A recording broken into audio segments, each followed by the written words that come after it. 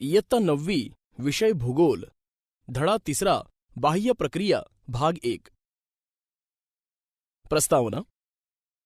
मुलांनो, मागील पाठात आपण पाहिलं की भू अंतर्गत हालचाली कशा होतात आणि त्यामुळे भूपृष्ठावर अनेक प्रकारची भूरूपे कशी तयार होतात.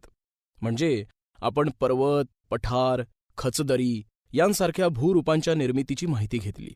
भूपृष्ठावरील अनेक प्रक्रियांमुळेही भूरूपांची निर्मिती होते आणि काही भूरूपे नष्टही होतात.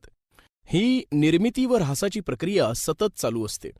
आपण पाहिलंय की ज्वालामुखीच्या उद्रेकामुळे पृथ्वीवर अनेक पठारे व पर्वतांची निर्मिती झालीय. तसेच काही बेटे नष्ट झालीयत. अंतर्गत हालचालींमुळे जशी भूरूपे तयार होतात तशीच बाह्य प्रक्रियांमुळेही भूरूपे तयार होतात. त्या भूरूपांची माहिती आपण या पाठात घेणार आहोत. गुरुत्वीय बल. भूपृष्ठावर कार्यरत असलेल्या विविध बलांमुळे बाह्य प्रक्रिया घडून येतात. यात प्रामुख्याने सौर ऊर्जा, गुरुत्वीय बल आणि पृष्ठभागावरून वाहणाऱ्या पदार्थांशी निगडीत असलेली गतिजन्य ऊर्जा यांची महत्त्वाची भूमिका असते. सौर ऊर्जा म्हणजे सूर्यापासून मिळणारी उष्णतेची ऊर्जा. या 3 ऊर्जामुळे बाह्य प्रक्रिया घडून येतात व त्यातून भूरूपे तयार होतात.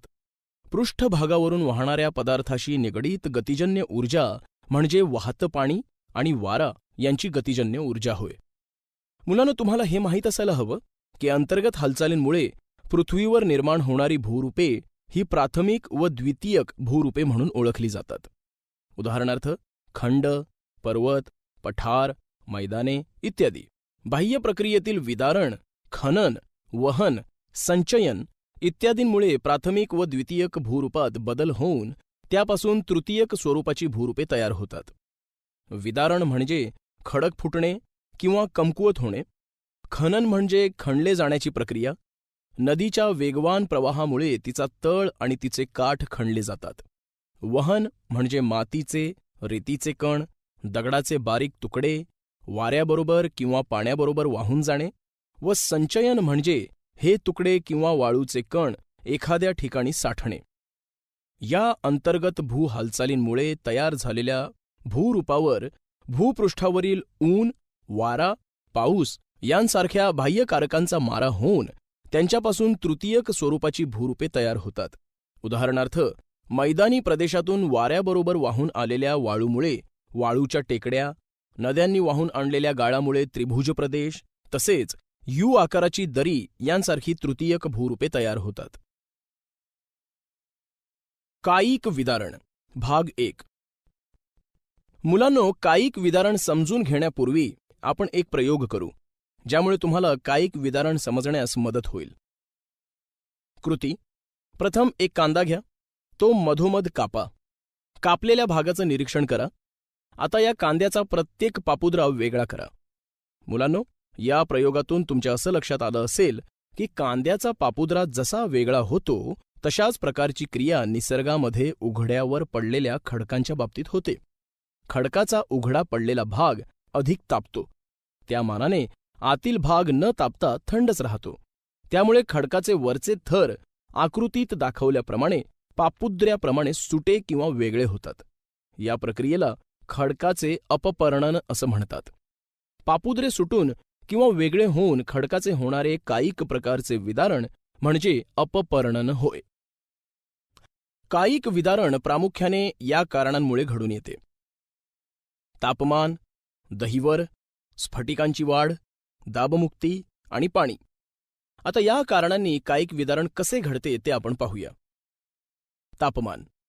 मुलांनो, तुम्हाला माहिती आहे, सर्व खडक ज्वालामुखीच्या उद्रेकातील लाव्हा रसापासून बनलेले नसतात. वाढत्या तापमानामुळे खडकातील खनिजे प्रसरण पावतात आणि तापमान कमी झाल्यावर ती आकुंचन पावतात. अशा सततच्या प्रसरण आकुंचनामुळे खडकातील कणात ताण निर्माण होतो. खडकातील प्रत्येक खनिजाचा तापमानाच्या फरकास दिलेला प्रतिसाद वेगवेगळा असतो. उदाहरणार्थ, काही खनिजे जास्त प्रमाणात प्रसरण पावतात तर काही खनिजे कमी प्रमाणात प्रसरण पावतात.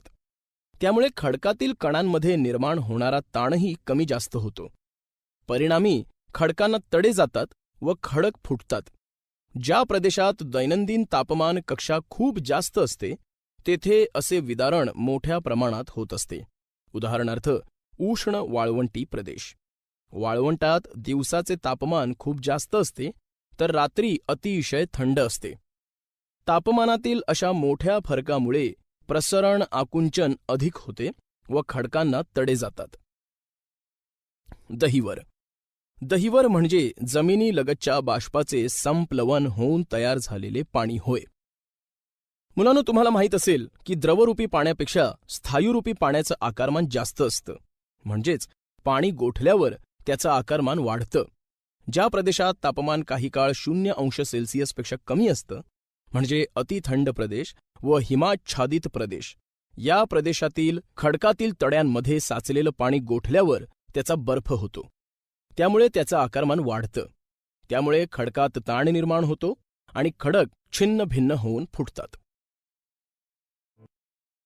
कायिक विदारण भाग 2. रासायनिक घटकांची विद्राव्यता आणि स्फटिकांची वाढ. समुद्रकिनारी भागात जेथे खडक व खडकाळ भाग असतो तेथे सागरी कड्यांच्या पायथ्याशी समुद्रातील लाटांचं पाणी आदळतं. त्यामुळे सागर जलाचे तुषार खडकांवर आपटतात. या क्षारयुक्त पाण्यात खडकातील विद्राव्य घटक पाण्यात विरघळतात. खडकातील घटक पाण्यात विरघळल्याने खडकात छोट्या आकाराची छिद्रे तयार होण्यास सुरुवात होते. हा द्रवीकरणाचा परिणाम आहे. अशा छिद्रातून क्षारयुक्त पाणी साचतं. सूर्याच्या उष्णतेमुळे या छिद्रातील पाण्याची वाफ होऊन पाणी निघून जातं. पाण्यातील क्षारांचे स्फटिकीकरण घडून येतं. स्फटिकीकरण म्हणजे पाण्याची वाफ होऊन फक्त क्षार शिल्लक राहतात. त्यामुळे शिल्लक राहिलेले स्फटिक जास्त जागा व्यापतात. त्यामुळे त्याचा ताण खडकावर निर्माण होतो. त्यामुळे खडकावर आकृतीत दाखवल्याप्रमाणे छिद्रे तयार होतात. परिणामी खडकाचा हा भाग मधमाशांच्या पोळ्यासारखा दिसू लागतो. दाबमुक्ती. कायिक विदारण दाबमुक्तीमुळेही घडून येतं. खडकांमध्ये ताण केवळ तापमान, स्फटिकांची वाढ किंवा पाणी गोठणे या क्रियांमुळेच निर्माण होतो असं नाही, तर खडकाच्या सर्वात वरील थरांचा दाब खालील थरांवर असतो. हा दाब नाहीसा झाल्यामुळे आतील किंवा खालचा थर ताणमुक्त होतो आणि खडक फुटून विदारण क्रिया घडून येते. पाणी. पाण्यामुळेही विदारण घडून येते. काही प्रदेशात पावसाचे प्रमाण खूप अधिक असते. अशा प्रदेशात केवळ पाणी मुरल्यानेही काही प्रकारच्या खडकांचे विदारण घडून येते. उदाहरणार्थ वालुकाश्म व पिंडाश्म खडक. वालुकाश्म म्हणजे वाळूचा खडक. हे खडक वाळूचे कण एकत्र येऊन तयार झालेले असतात. त्यामुळे या खडकात पाणी मुरल्याने वाळूचे कण लगेच वेगळे होऊन विदारण क्रिया घडून येते. तर पिंडाश्म खडक म्हणजे नदीच्या तळाकडील गाळातील गोटे चिखलामुळे एकत्र येऊन त्यावर दाब पडून तयार झालेला खडक होय. या खडकांवर सुद्धा पावसाचं पाणी पडल्यास चिखल वाहून जाऊन गोटे उघडे पडतात. ते गोटे सहज डोळ्यांना दिसतात. या दोन्ही प्रकारच्या खडकात पाणी मुरलं की एकत्र आलेले वाळूचे कण सुटे होतात. हे कण मूळ खडकांपासून अलग होऊ लागतात. यालाच कणात्मक विदारण असं म्हणतात. कणात्मक विदारण म्हणजे खडकातील कण सुटे किंवा वेगळे होऊन होणारे विदारण होय. काही वेळेस तापमान व पाणी हे दोन्ही घटक विदारणास कारणीभूत असतात. तापमानात आढळणाऱ्या भिन्नतेमुळे म्हणजेच कमी जास्त तापमानामुळे खडकांचे आकुंचन प्रसरण होऊन त्यांमधील जोड किंवा खडकाला पडलेले तडे रुंदावतात, मोठे होत जातात. त्यात पाणी साचून खडकांचे मोठे खंड एकमेकांपासून विलग होतात. या विदारणास खंड विखंडन असं म्हणतात. रासायनिक विदारण. रासायनिक प्रक्रियेमुळे खडकांचे रासायनिक गुणधर्म बदलून त्यांचे नैसर्गिक विघटन होणे म्हणजे रासायनिक विदारण होय. मुलांनो, विदारणाचा हा प्रकार समजून घेण्यासाठी आपण काही प्रयोग करू. प्रयोग 1. प्रथम एका ग्लासामध्ये थोडं पाणी घ्या. त्यात खडूचे 2-3 तुकडे टाका. ते पाणी तसेच ठेवून दुसऱ्या दिवशी त्याचं निरीक्षण करा. आता मुलांनो, ग्लासाकडे पहा आणि मी विचारलेल्या प्रश्नांची उत्तरे द्या. पाण्याचा रंग बदलला आहे का? हो, बदलला आहे. खडूंचं काय झालंय? खडू पाण्यात विरघळले. प्रयोग 2. मुलांनो, आता आपण दुसरा एक प्रयोग करू. एका ओल्या कापडात लोखंडी स्क्रू, चुका गुंडाळून ठेवा. 2 दिवसानंतर ते कापड उघडून बघा. मुलांनो, आता आपण हे गुंडाळलेले कापड उघडून बघू. तुम्हाला काय दिसते त्याचं निरीक्षण करा आणि माझ्या प्रश्नांची उत्तरे द्या. कापडावर डाग पडले आहेत का? हो, कापडावर तांबूस रंगाचे डाग पडले आहेत. हे डाग कापडावर कशामुळे पडलेले असावेत? कापड ओले असल्यामुळे लोखंडी स्क्रू, चुका यांना काही प्रमाणात गंज आला असावा आणि त्या गंजामुळे कापडावर डाग पडले असावेत. भौगोलिक स्पष्टीकरण. मुलांनो, वरील दोन्ही प्रयोगात समान बाब आहे, ती म्हणजे पाणी होय. यावरून तुमच्या लक्षात येईल की रासायनिक विदारणात पाण्याची भूमिका महत्त्वाची ठरते. आपण पाहिलंय की खडकांमध्ये अनेक खनिजे असतात. पाणी हे वैश्विक विद्रावक आहे. वैश्विक विद्रावक म्हणजे ज्यात जास्तीत जास्त पदार्थ विरघळतात असं विद्रावक. पाण्यात अनेक पदार्थ विरघळतात म्हणून त्यास वैश्विक विद्रावक असं म्हणतात. पदार्थ पाण्यात विरघळल्यामुळे त्या द्रावणाची विद्राव्यता म्हणजे विरघळवण्याची क्षमता वाढते. त्यामुळे पाण्यात सहज विरघळू न शकणारे काही पदार्थही अशा द्रावणात विरघळतात. ज्या प्रदेशात पावसाचं प्रमाण जास्त असतं तेथे अशा प्रकारच्या क्रिया घडून कार्बनन, द्रवीकरण आणि भस्मीकरण होऊन रासायनिक विदारण होतं. कार्बनन. रासायनिक विदारणाचा पहिला प्रकार म्हणजे कार्बनन होय. मुलांनो, आपण पाहतो की पावसाचं पाणी ढगातून जमिनीवर पडतं. ढगातून जमिनीवर पडेपर्यंत वातावरणातून ते पाणी प्रवास करीत असतं. त्या दरम्यान त्यात हवेतील कार्बन डायऑक्साईड वायू काही प्रमाणात मिसळतो. पाणी आणि कार्बन डायऑक्साईड यांच्या मिश्रणातून सौम्य कार्बाम्ल तयार होतं. अशा आम्लात चुनखडीसारखे पदार्थ किंवा चुनखडी सहज विरघळतात आणि त्यांचं विदारण होतं. उदाहरणार्थ, पाणी म्हणजे H2O अधिक कार्बन डायऑक्साईड म्हणजे CO2 बरोबर कार्बोनिक आम्ल म्हणजेच H2CO3 तयार होतं. द्रवीकरण. रासायनिक विदारणाचा दुसरा प्रकार म्हणजे द्रवीकरण होय. मूळ खडकातील काही खनिजे पाण्यात विरघळून पाण्याबरोबर वाहून जातात. त्यात असलेल्या क्षारांपासून रासायनिक अवक्षेपण होऊन चुनखडी तयार होते. अवक्षेपण म्हणजे एखाद्या द्रावणातील विरघळलेला घनरूप पदार्थ द्रावणातून परत घनरूपात येण्याची क्रिया होय. म्हणजेच या ठिकाणी खडकातील खनिजे पाण्यात विरघळून त्यांचे द्रावण तयार होते आणि परत ती पाण्याचं बाष्पीभवन होऊन एखाद्या ठिकाणी घनरूपात साचतात. उदाहरणार्थ, अहमदनगर जिल्ह्यातील वडगाव दर्या येथे चुनखडीचे पुन्हा रासायनिक अवक्षेपण झालेले आढळते. ही क्रिया सतत घडत असल्यामुळे खडकातील क्षार विरघळून खडक ठिसूळ बनतात. असे खडक लगेच फुटतात. भस्मीकरण. रासायनिक विदारणाचा तिसरा प्रकार म्हणजे भस्मीकरण होय. ज्या खडकात लोह खनिज असतं त्या खडकांवर ही क्रिया घडते. खडकातील लोहाचा पाण्याशी संपर्क आल्याने लोह आणि ऑक्सिजन यांच्यात रासायनिक प्रक्रिया घडून येते. त्यामुळे लोहावर गंज येतो. त्यामुळे खडकावर तपकिरी रंगाचा थर तयार होतो. आपण हे प्रयोग क्रमांक 2 मध्ये पाहिलं आहे. अशीच प्रक्रिया जास्त पावसाच्या प्रदेशात खडकांच्या बाबतीत घडते. या आकृतीवरून तुम्हाला ही रासायनिक प्रक्रिया लक्षात आलीच असेल. मुलांनो, वरील रासायनिक प्रक्रियांशिवाय अजूनही रासायनिक विदारणाच्या इतर प्रक्रिया आहेत. उदाहरणार्थ, पावसाळ्यात मिठाला पाणी सुटणे किंवा कापून ठेवलेल्या सफरचंदाच्या फोडींवर तांबूस रंग येणे इत्यादी. या सर्व रासायनिक किंवा जैवरासायनिक प्रक्रिया जेव्हा खडकांवर होतात तेव्हा त्या खडकांचे रासायनिक विदारण झाले असं म्हणतात. जैविक विदारण. कायिक आणि रासायनिक विदारणांसारखे जैविक विदारणानेही खडकांचे विदारण होत असते. जैविक विदारण म्हणजे मानव, प्राणी, वनस्पती या सजीवांमुळे खडकांचे होणारे विदारण होय. मुलांनो, तुम्ही किल्ल्यांच्या बुरुजांवर वाढलेली झाडे पाहिली आहेत का? त्या ठिकाणी झाडांची मुळे खोलवर जाऊन बुरुजाचे दगड सुटे झालेले तुम्ही पाहिले असतील. झाडांची मुळे वाढल्याने खडकांच्या कणात ताण निर्माण होतो आणि खडक फुटू लागतात.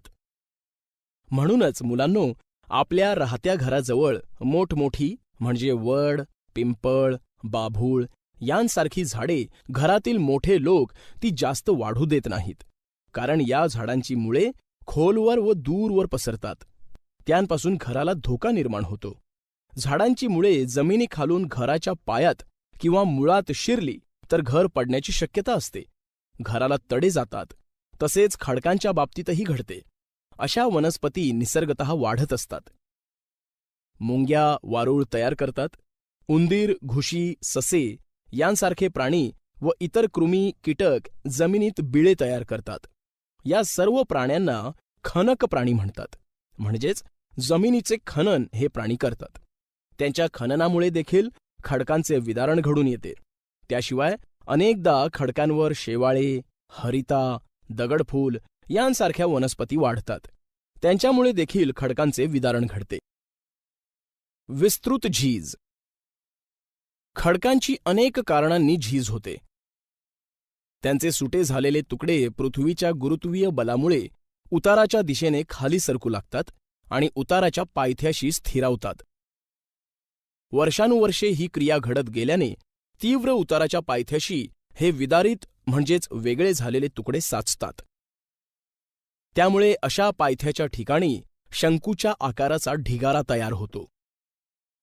विदारण प्रक्रियेतून सुट्या झालेल्या कणांची हालचाल केवळ गुरुत्वीय बलाद्वारे होणे या प्रक्रियेला विस्तृत झीज असं म्हणतात.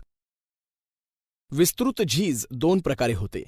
ज्या ठिकाणी खडकाला तीव्र उतार असतो अशा ठिकाणी ती जलद गतीने होते, तर मंद उतारावर ती संथ म्हणजे सावकाश होते. विस्तृत झीज दोन प्रकारची असते. तीव्र गतीने होणारी विस्तृत झीज आणि मंद गतीने होणारी विस्तृत झीज. त्यांची माहिती आपण आता घेऊ. विस्तृत झीजचे प्रकार. 1. तीव्र गतीने होणारी विस्तृत झीज. मुलांनो, दरडी कोसळणे, भूस्खलन, जमीन खचणे यांसारख्या हालचाली जलद गतीने होतात. अनेकदा अशा हालचालींचे परिणाम खूप विध्वंसक असतात.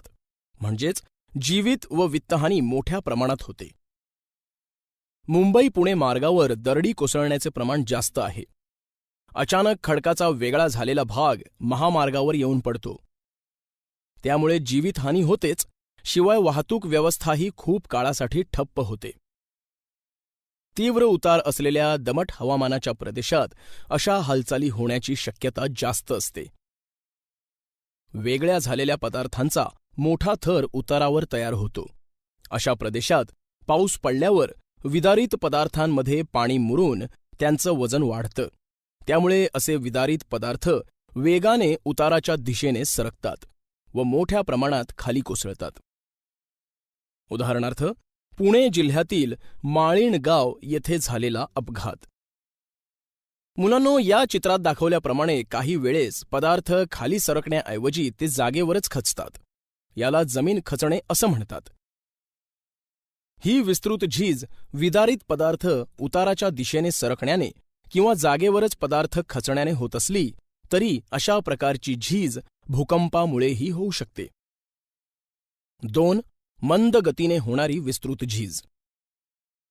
कमी उतार असणाऱ्या व सर्वसाधारणपणे कोरड्या हवामानाच्या प्रदेशात विस्तृत झीज मंद गतीने होते. यात माती सरकणे ही क्रिया जास्त प्रमाणात होत असते. बर्फाच्छादित प्रदेशाच्या सीमावर्ती भागात उतारावर माती मंद गतीने सरकण्यामुळे उताराला लंबरूप असे लहान लहान बांध तयार होतात. या क्रियेला मातलोट असं म्हणतात. मंद गतीने होणाऱ्या विस्तृत झीजेचा प्रकार म्हणजे मातलोट होय. खनन म्हणजेच अपक्षरण. खनन म्हणजे खडकांची विविध कारकांमार्फत होणारी झीज होय. वारा, वाहते पाणी, हिमनदी, सागरी जल व भूजल यांच्या कार्यामुळे खनन होते. विदारण व विस्तृत झीजेप्रमाणेच खनन ही देखील बाह्य प्रक्रिया आहे. तर मुलांनो, खननाची कारके व त्यामधून तयार होणारी भूरूपे यांचा अभ्यास आपण पुढील पाठात करणार आहोत.